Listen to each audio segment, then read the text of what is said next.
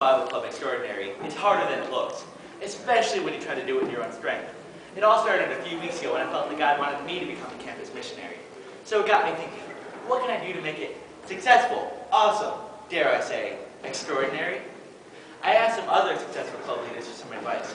I started with my good friend Schaefer from the Future Business Leaders of America Club. So, I hear you're looking to make your club extraordinary. Well, my friend, you're going to need funding. You know what the secret is to funding in the corporate world? Sponsorship, advertising, that's where the big bucks lie.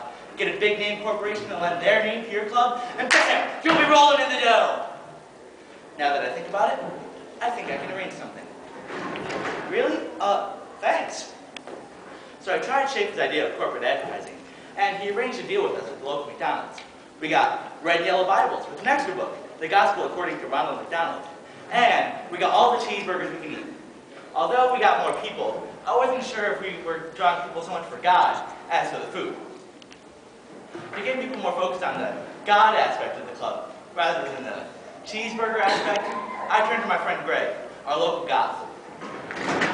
People these days are shallow. You need to capture their minds with flashy stories of violence, blood, and gore, like Ehud in the King of Moab, or Aminadab in the millstone, or Absalom getting speared while hanging from a tree by his hair, or...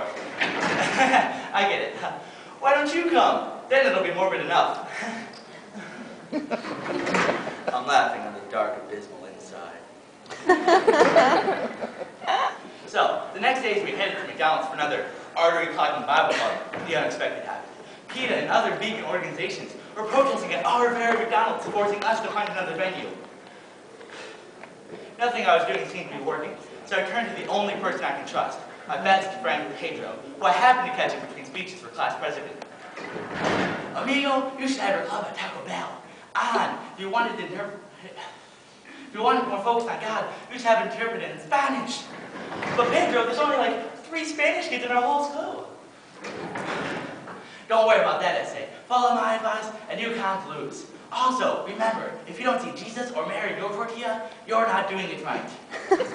So, the next day we headed to Taco Bell for our first tortilla-based Bible club. We did draw more people, but none of the Spanish kids, all 3 of them, could tell what I was saying, because the interpreter wouldn't stop stuffing his face with tacos. Then, when I got to the part about not doing Christianity right, if you don't see Jesus or Mary in your tortilla, the interpreter mumbled something in Spanish, and they all freaked. They went through every soft taco shell and tortilla in the place, until they found what I thought looked like Nick Jonas. They thought it looked like Jesus, and I let them think so, because if I hadn't, I would have been in even more trouble with Taco Bell. Needless to say, I'm not looking that way. As I sat there in the library, desperate and about to give up, I turned to 1 Corinthians 1:25. And the weakness of God is stronger than man's strength, and the foolishness of God is wiser than man's wisdom. That's when it hit me. I was trying to do this in my own strength, my own wisdom, when what I needed was God's strength through the Holy Spirit. Because when God's strength meets my weakness and what He calls me to do, then it truly becomes extraordinary.